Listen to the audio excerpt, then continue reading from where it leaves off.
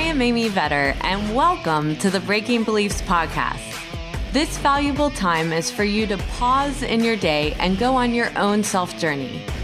Discover the beliefs that are holding you back from living your best life at work and at home. Learn from the guests on this show as they share their inspirational stories on how they found ways to break internal beliefs that were no longer serving them. Because if you believe you can, you will. And our podcast begins now.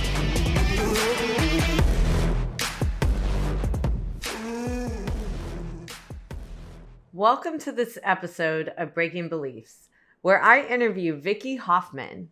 She is the Superintendent of Triad Local Schools. Before becoming a superintendent, she spent the first 24 years of her career at North Union Local School District, where she was a first grade teacher, assistant principal, and chief academic officer. She earned her bachelor's degree from Wright State and her master's degree through Ashland University. She is very passionate about her work with children and feels blessed to get to do it each day.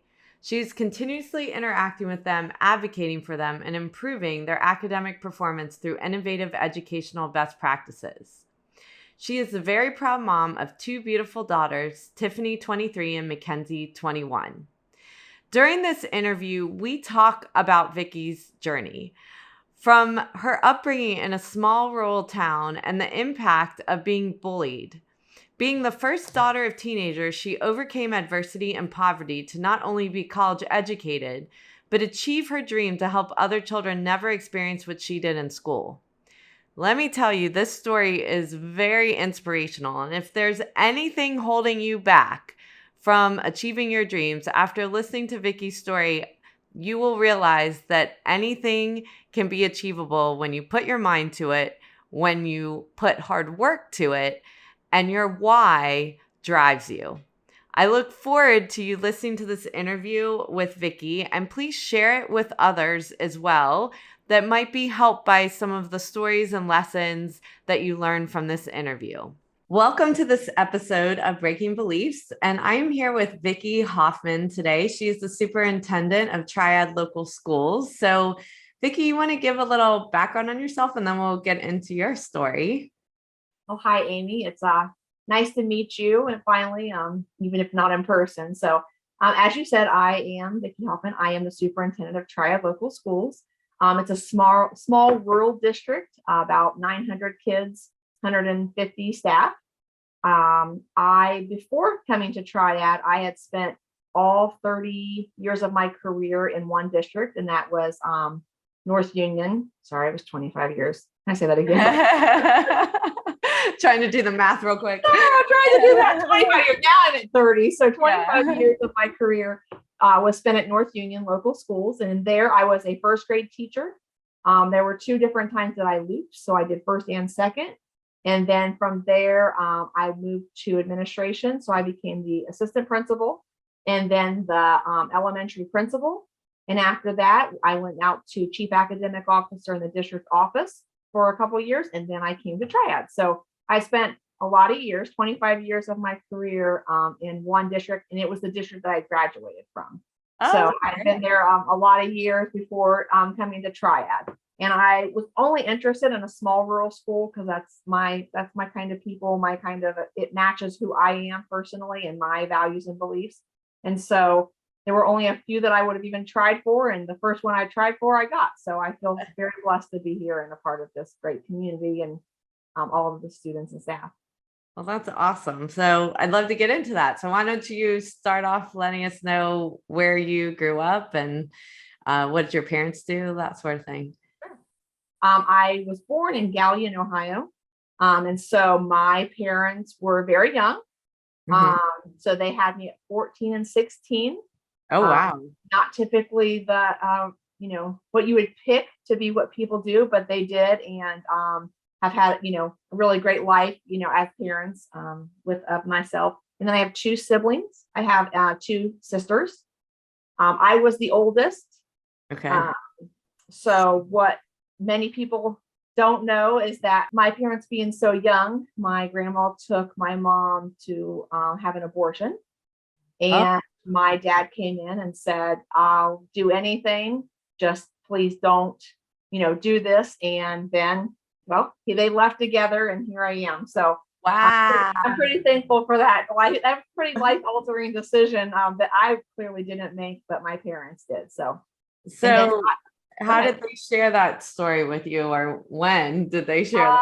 I was probably middle school age. Yeah. Like I have when my parents, so they got married at 14 and 16. And wow. there's like literally a board in their wedding photos and have a picture where they were voting on if they would make it or not, because you just didn't get married that then and that young. And then their parents had to both sign off because they were both so young, especially my mom. It wasn't something that was allowed. So they had to sign off allowing them to get married at such a young age. And my dad owned a grocery store, several grocery stores. So he worked really hard when I was young.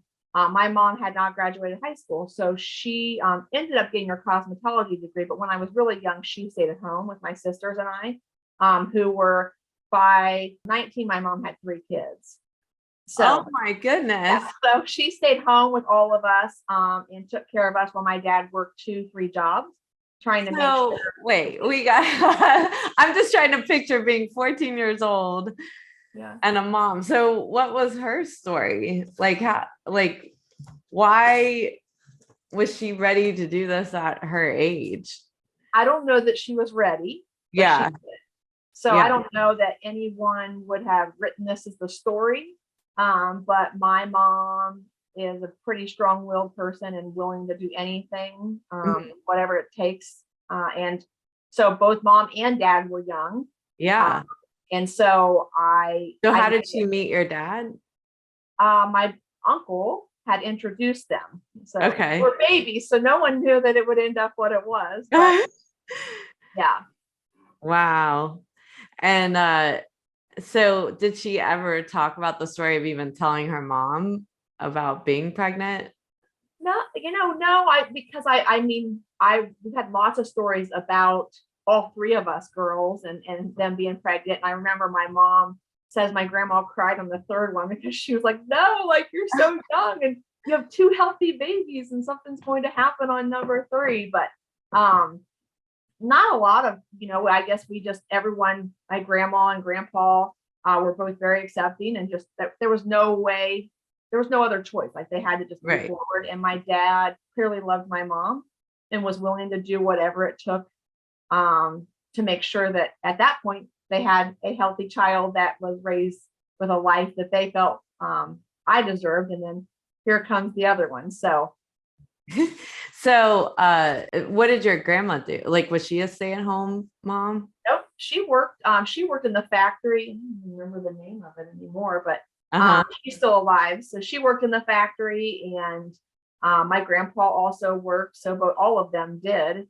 Yeah. But my mom, I remember so when I said small rural school, because that's me, like I came from I remember being made fun of. I remember not having clothes. My mom sewed our clothes. I remember having a book to read was a surprise because, and I'll never forget, always Christmas Eve, we read The Night Before Christmas. And so, although I would say my sisters and I all came out really, really great and all very driven, that was my parents' morals that they portrayed. It wasn't because of the finances, because we really, our whole elementary life, like when we were young, it was tough. Like having food on the table wasn't, something that was always easy when dad was working 3 jobs. We didn't have a dad that was there playing with us in the yard and things like that because he was working all the time.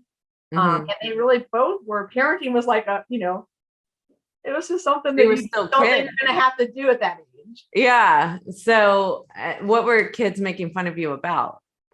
Everything. I mean, I clearly didn't dress, like my peers. And, I always say to my middle school girls when I talk to them, like, I get it. Like, I was there. And they're like, there's no way you couldn't have been. And I was like, no, I was there. And I remember this one story when I was in elementary school.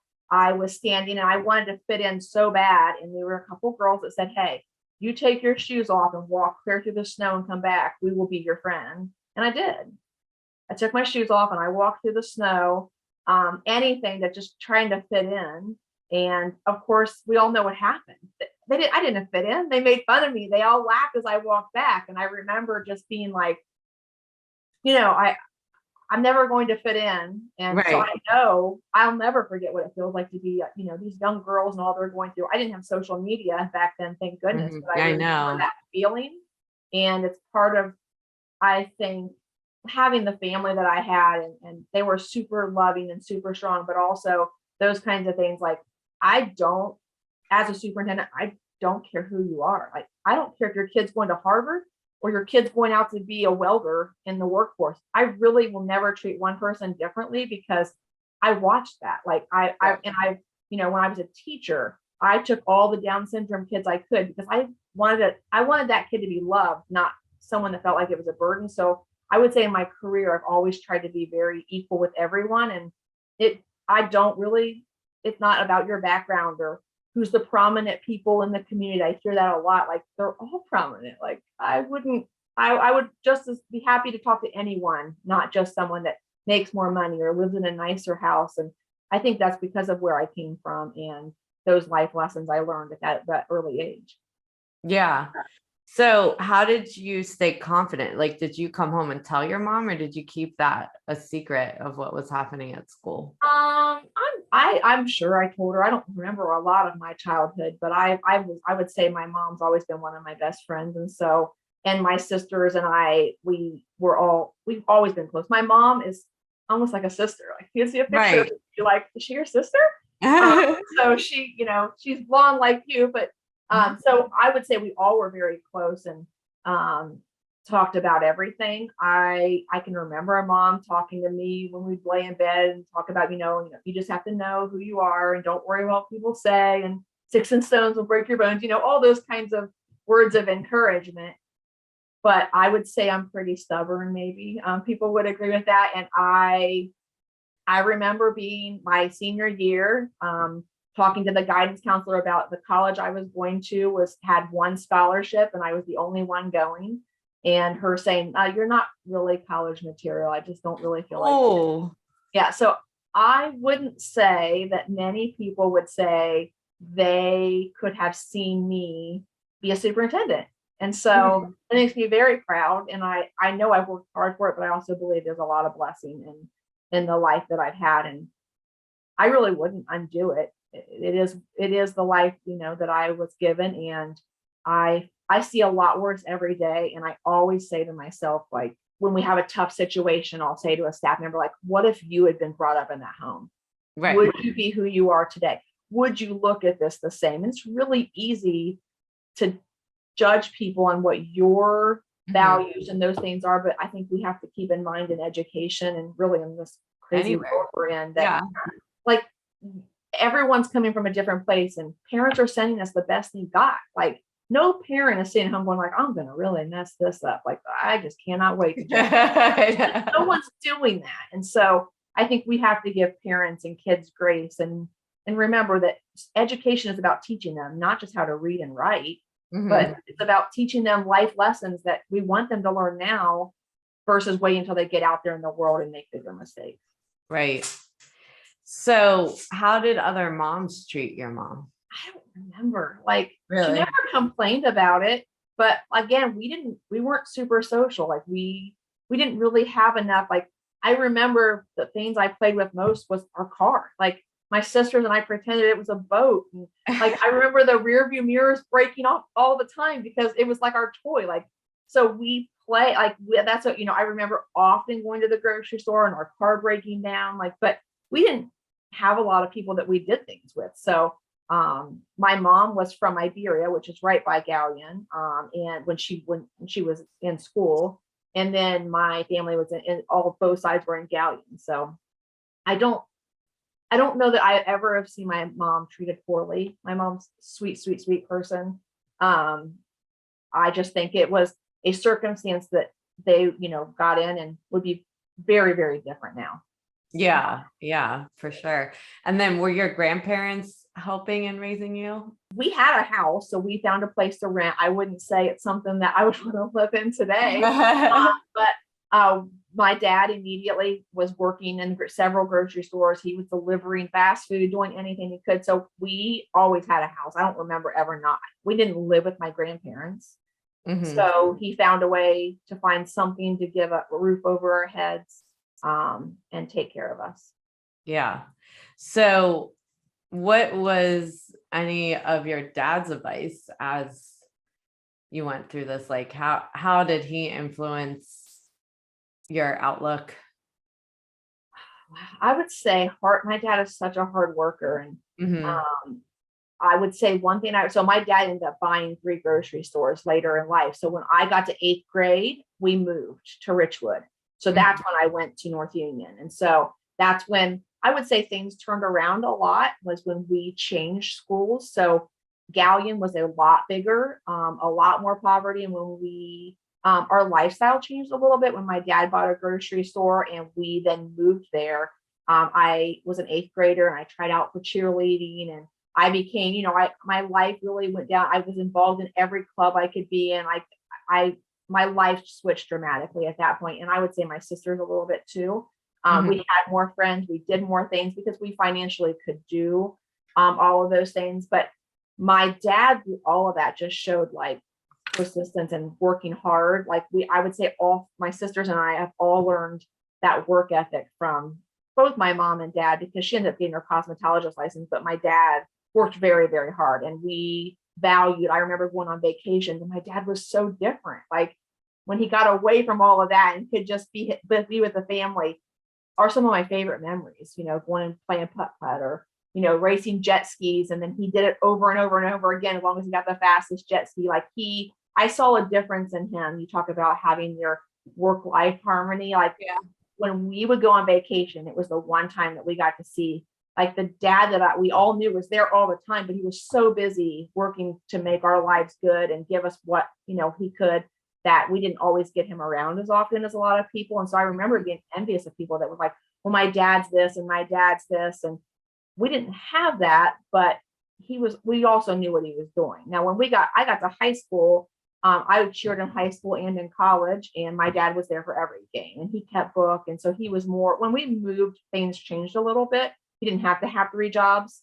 But I can remember, being young, and my mom, when she got her cosmetology license, would like have to leave early in the morning and say, get Vickie's hair ready. And my school picture was not very good because I would just like get in the bus, like, take my hair. So I mean, that's pretty amazing did he finish high school? Your dad? My dad did. Yep. So he finished high school while he was working 3 jobs. Yep. And he must have had 2 kids by then. Yeah. My gosh. A lot. And, my mom like did a great job of taking care of us so that, he could, there's always jokes about one time she left and he didn't know what to do with me because I had needed a diaper change. So he took my diaper off and put me in a towel and sat me in the corner to wait on her to get home. He didn't know what to do. Like, because they really had different roles. Like he was doing things to bring money home to support us. And she was definitely the one in the home trying to sew us clothes and find things for us to do. Wow. So you had this hobby of cheerleading, which is a very positive, optimistic type hobby to have. So how do you think you kept your optimism and positive light through all of that, especially coming from all of that bullying? And then even switching schools, you still would maybe, I mean, you can tell me, have that self-perception of yourself and might put that on other people. So how did you not think those kids were going to make fun of you coming from your whole life of that, I'm probably pretty good at hiding the inside. So I would say, I always think no one would want to tear open my brain and see the negative self-talk things inside. And it's things that it's just, I don't know that it ever leaves who you are. I've had some pretty toxic relationships of my life because of maybe not knowing my worth. I don't know that today sitting here, I think that I deserve that much, but I just think that probably comes from that history and the things that I have been through in my life, that you do remember those things and you fight for more. And so sometimes when the crowd cheers, or you're thinking inside like, yeah, they don't really know. They don't really know what, inside you still have this feeling that you're not good enough, or maybe you don't deserve. Like, I think all the time, like, how am I a superintendent? Like, this is crazy, but I love it and I'm very passionate about it. And so what do you do to push down the negative self-talk? Go with kids.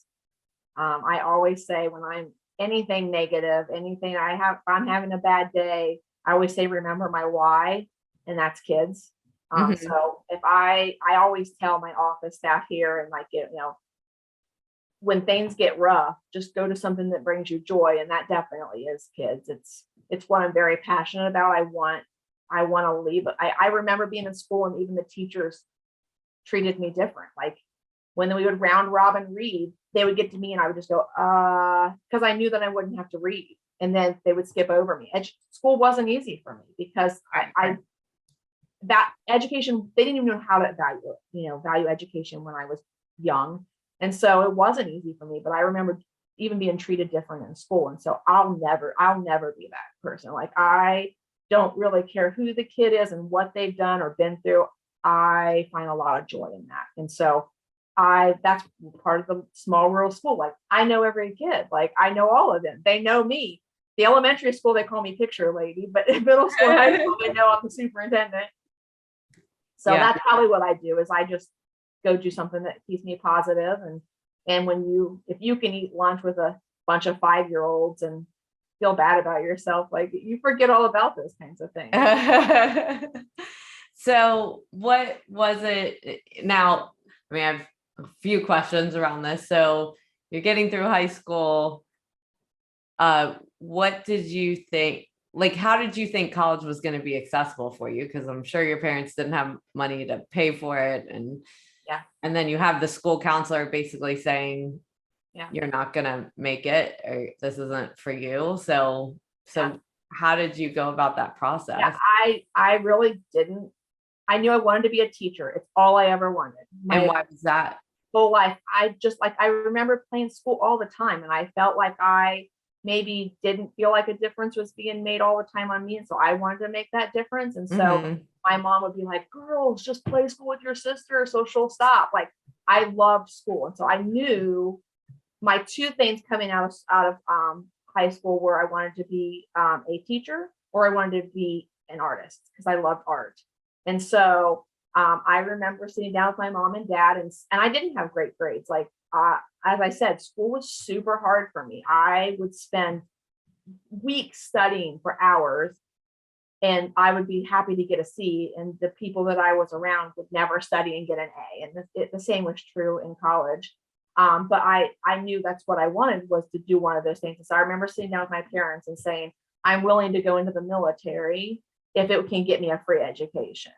And my dad saying, we'll figure it out. And by this time, he did have 3 successful grocery stores. So they said, we'll figure it out. You go the path you want to go, whether that's art school or education, and we'll figure it out. And so I did. I went to Heidelberg. So I followed a friend there that loved it. And it was small, which I loved. And I absolutely loved it. It was like, if people didn't come to class, the professor called you, sitting right there in front of everyone.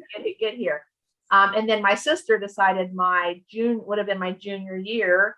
She graduated and wanted to go to college in business. And so when she decided to go, they were like, we can't send you to private anymore. We're going to have to go to state. So we both went to Wright State, which was way, way different than a small school that I had been used to, and a lot overwhelming. But transferring I really lost 2 years. So, and we didn't know. I was the first generation college kid. Like, no one in my family had ever been to college, and my whole either side. And people, then really most didn't go to college. So my parents didn't know. I didn't know. So when we're meeting with Wright State, and they're like, oh yeah, don't worry about it. We'll let you know that about 6-8 months in. And so then when we get the word that only one class transferred, like, you think about it, back then, a private school for 2 years was a lot of student loans I'm still paying for. So I went to Wright State and then graduated from there. And Basically lost all that time. So it would have saved I, you money to I just did, stay where you I were. did. But Yeah. I knew, even then it wasn't, I didn't know how to learn. And I say that all the time, like, it's hard, like, to teach a kid to learn until that you have to figure it out yourself. Now, when I took my master's degree and my superintendent license classes, I had 4.0s the whole time. But in my undergrad and high school, I just didn't know. I'm not a memorizer. Like, I don't learn that way. And so, you try to watch, like, okay, people all memorize things and they flashcards. And if you don't memorize things that way, it just doesn't work. And so I'm definitely a hands-on learner. I'm that kid that doesn't want to sit and listen to lecture. I want, like, let me do it. Let me get involved in it. And that's why when I look at good, solid instruction, it's really about, I look in classrooms for things that are bringing kids into, they don't even know they're learning. They're just active and doing, being a part of it. Yeah. So, so you get through, I mean, that's a lot to get through with college. So you were in probably longer because of the switch. Yeah. And then what was the process as far as getting your first teaching job? So I can remember being in college and them saying that you're never going to be able to work in your hometown. Don't expect it. And so I graduated right like in the summer. I had 1 or 2 classes to take that last summer. And then I found out about a teacher at North Union in my hometown that was on taking a leave of absence. And so I went in and I literally went in. They called me because I worked at my mom and dad's grocery store and said, come on over. Well, I said, I'm not dressed up. Oh, it's fine. I'm like, oh, like, so I went and talked to him. And he's like, listen, it's going to be probably short term. It's just something to get you through. I had never subbed. So he said, let's do it. So I got the job. And then on April Fool's Day, I got the superintendent came to me and said, the person had resigned her position. Would you like the full-time position? And I was just like, yeah, like, so I really have never substituted a day in my life. I was very, very lucky. I got into my hometown school, and I remember my second year. So after that year, there was a lot of talks of cuts, and I was the last person on the line. And I remember being worried, and my dad saying, you're passionate about this. What's supposed to happen will happen, and pray about it. It'll all be good, and it was. Wow. So luckily, I got to be there the whole time. So how your parents' relationship, did they get a lot of time to enjoy being in a relationship together, or does that happen later in life? Because it sounds like when you were younger, it was pretty operational. I would say once we moved, I would say high school age. When I was in high school, things shifted a lot. My mom loves golf, and I think she learned to play golf so she could join with the boys and be a part of it. She ended up being a Marion Country Club champion for like 9 years in a row because she'd always played with dad and his friends. And then they went on lots of vacations, and Cardinal Foods is who they owned the grocery store through, and they took them on. They had trips and stuff all the time for them. So, and they had a lot of really great friends that they traveled with and did things with. So I think that was a little bit later in life when those things happened. But I would say we always had a very loving home, and like just a road over was my cousins and my dad's brother and then my grandma. And so all of us were always very close. And even now, as I have 2 daughters, and then one sister has 3 daughters and one sister has 1 son. And we still regularly do things like we have Christmas traditions that we've done every year for over 20 years. And so family's super important to all of us. And I think, being brought up the way we did it, even though my dad was working, we always felt loved, even if he wasn't there. So what do you think that you were able to take into parenthood? Because I'm sure your parenthood was a lot different than what you grew up with, but how do you think that affected you and being a mom, and what things from watching others affected you as well? Yeah. So my mom always says, I'm sure you guys have lists of things that you would do different. And I think I always said, if I could give my girls the amount of love that I had, I would be happy with that. But I think valuing education was something that was important to me. So reading to my girls all of the time, making sure that we spent the time on homework and that I understood how to help them. And clearly education is something I value. But so that I think was one of the things that I would say changed Mm-hmm. when I became a mom.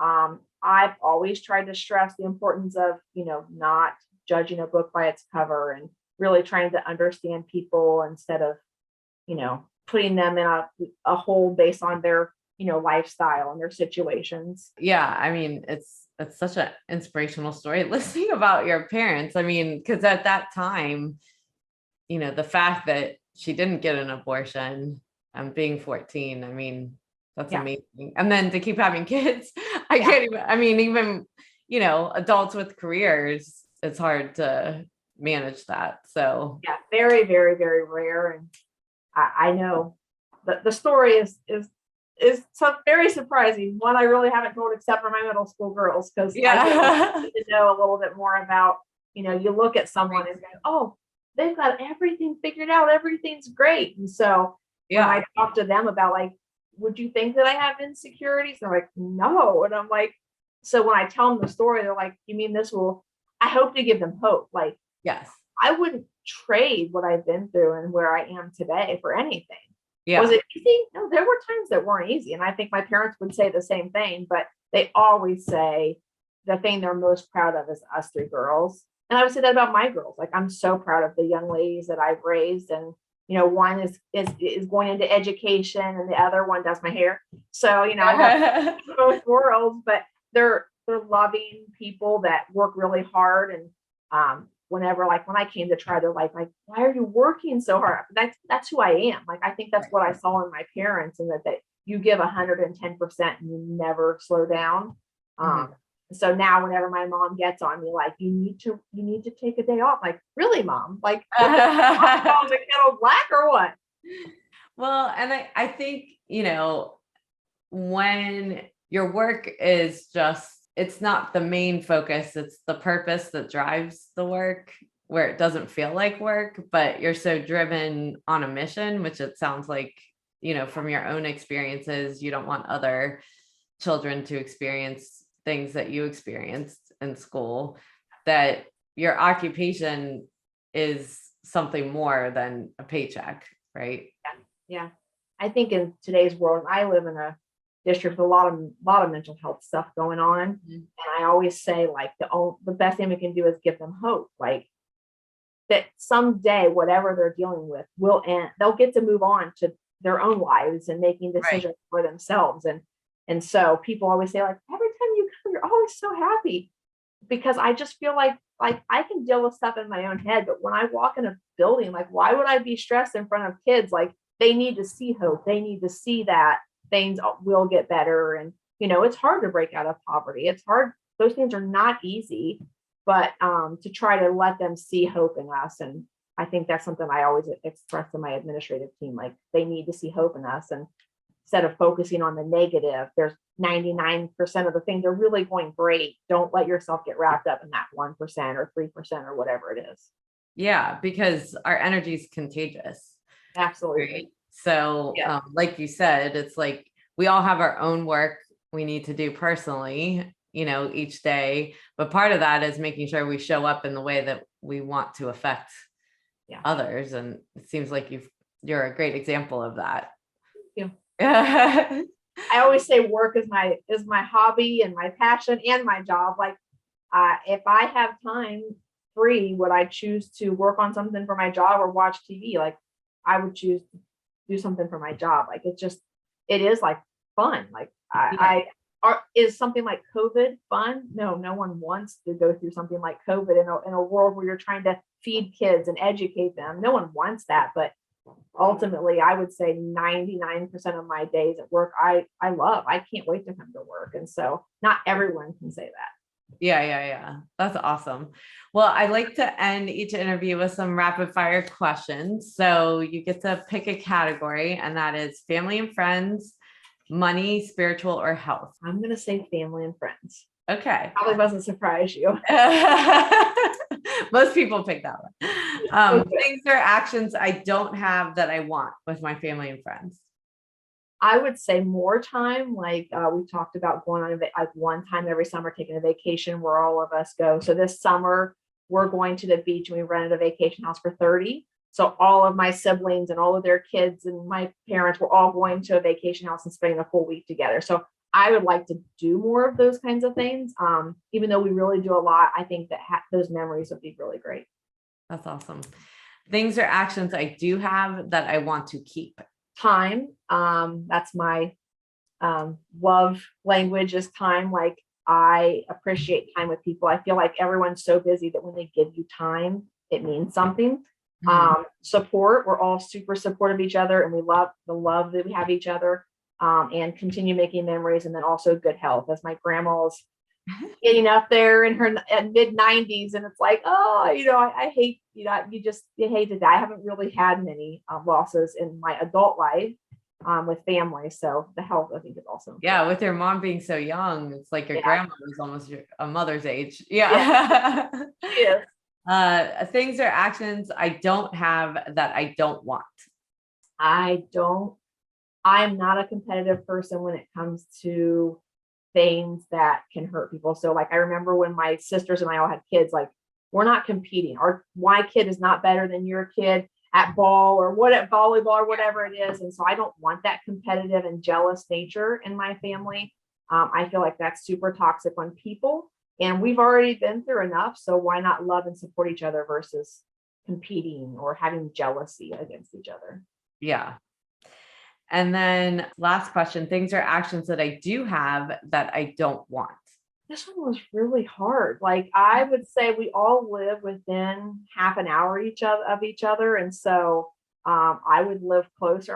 We always used to joke and say we were going to create Luscalete Lane. That was my maiden name. I live like on this one like place with the pool boy and all this stuff. And so I think maybe just the distance, but I'm happy with where we are too.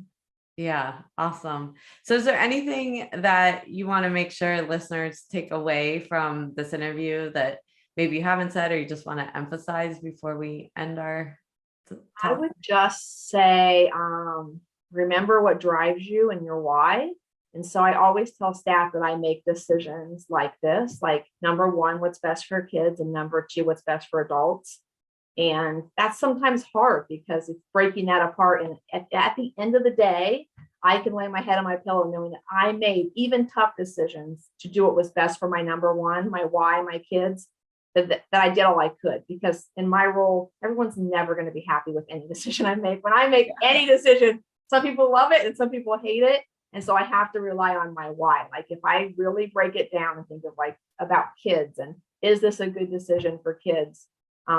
That is my why and what drives me as kids. And so I think being able to do that in your life, whatever career you're in or whatever you're doing in life, of what really drives you and is important to you, and making sure the decisions are made for that. So yeah, I love that. Well, thank you so much for being on today and sharing your story. It's so inspirational, and I look forward to meeting you soon. Thank you so much, and I will see you next month.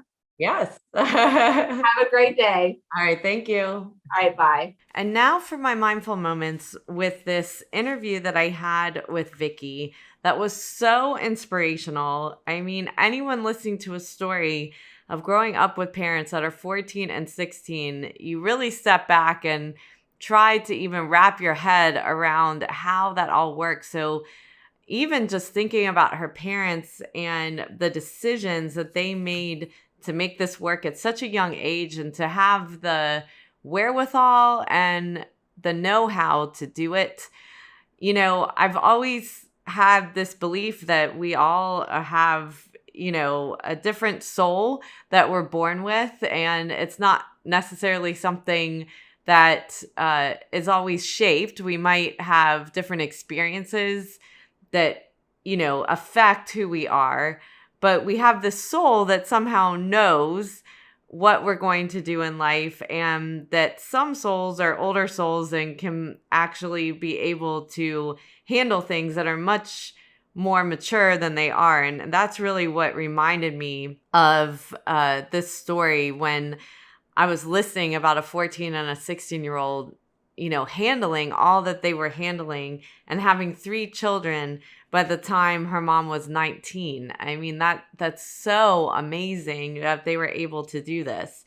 And, just beginning with the story that her grandma had taken her mother to get an abortion and her father stopped the abortion just shows that they were very intentional about what they wanted to accomplish and to be able to, not only do this, but have the wherewithal through life's journeys to create a loving family, as Vickie put it. And so her being the oldest one, just watching her dad be such a hard worker and her mom also, really making sure that they had the home life that she could be able to offer them, with all the adversity that they had, being such a young family and not having much money, and which really led to her being made fun of, being bullied at school.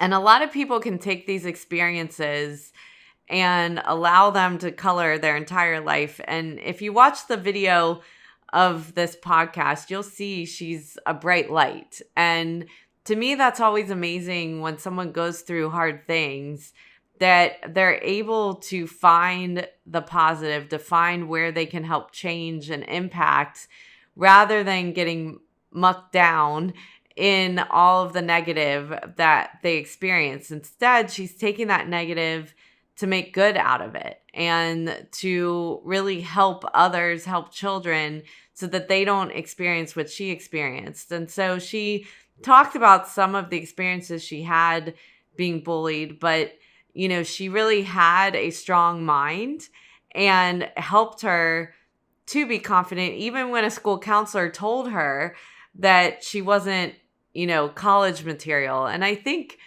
this is so important. I've had a number of interviews where people have said certain things to people over time, and they maybe think they're being helpful from their perspective, but don't realize the power of their words and how you have to overcome them. And if you don't have that strong constitution, you listen to it and you give up on your dreams. And I know I've gotten advice that, for some reason I knew to go against, thank goodness, because it would have gotten in the way of the path that I'm on today. But there's something in you, your gut, your intuition, that's telling you that's not right.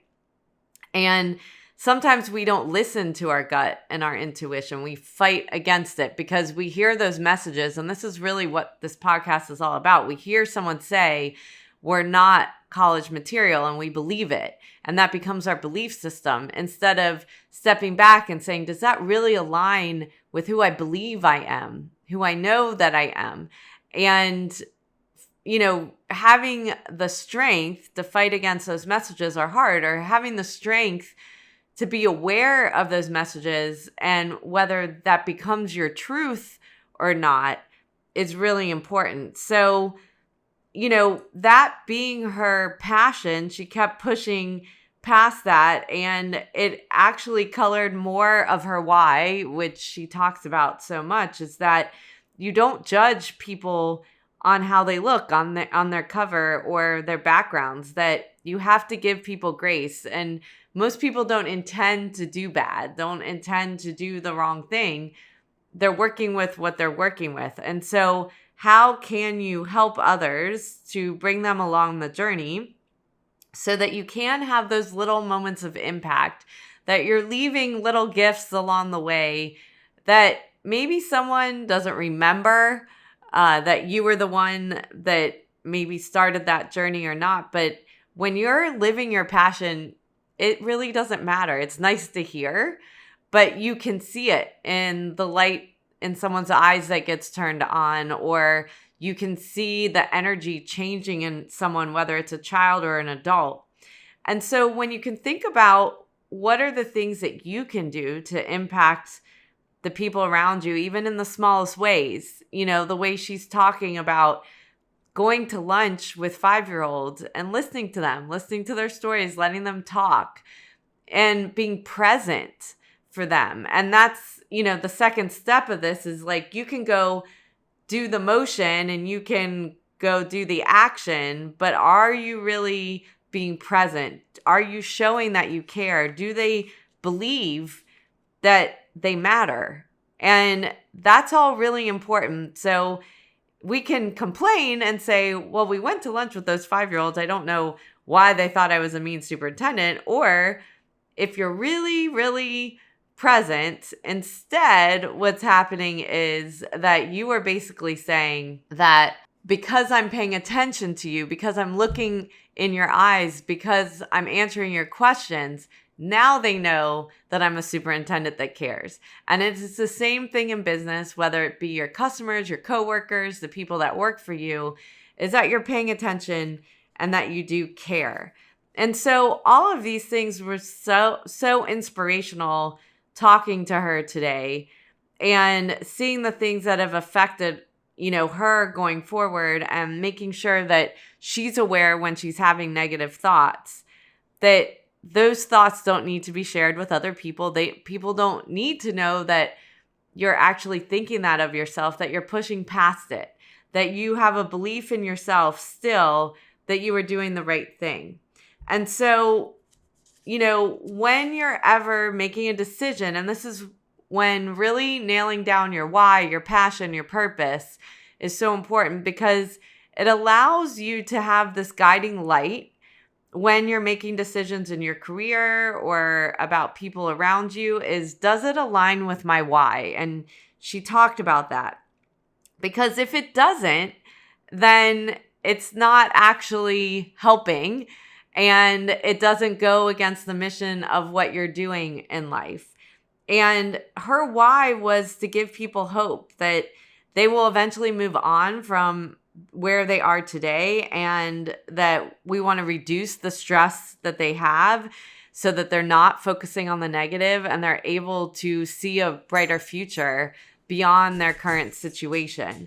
And so any initiative that she does, she knows that if it aligns with that, she's doing the right thing. And if it doesn't align with that, maybe some people will disagree, but those are things that she wouldn't actually focus on. And so all of us have that opportunity. And, I've been talking about my new book that's coming out in April 2023, and it's all about this. It's all about really stepping back, understanding what our belief systems are and how they affect everything in our lives, and really being aware of whether they are our beliefs or somebody else's, and what we do with that and how we shape that, and what are the tools and the research behind the fact that it's never too late to change our journey. And we always have the opportunity to really be better for ourselves and to wake up proud of the things that we're doing, no matter how small, how large that they are. So I'm so excited to share with you soon this book, and we'll have a virtual book club. I'll be taping episodes just around different chapters of the book so that you can go deeper into it once you begin reading it. So I look forward to that, sharing that with you. So make sure to share this podcast with a friend, a family member that you think will help listen to these stories that we hear on here. We are so thankful and grateful for all of you that listen, that share your stories, that tell us that these stories matter. So we look forward to meeting with you the next time. Thank you for taking the time out of your day to listen to the Breaking Beliefs podcast. I hope you will take a moment to pause before entering back into your day to reflect on this podcast and note 1 to 2 actions you are inspired to do from today's conversation that you could incorporate into your life. To read the full blog and listen back to this episode or any other, you can find them at www.amyvetter.com/Breaking Beliefs podcast and related videos on my YouTube channel. For daily inspiration, follow me on Instagram, Twitter, Facebook, and LinkedIn at Amy Vetter CPA. I hope that you will choose to like this and subscribe to this podcast on iTunes, Spotify, and more, so that you can join us for more inspiration on our next episode.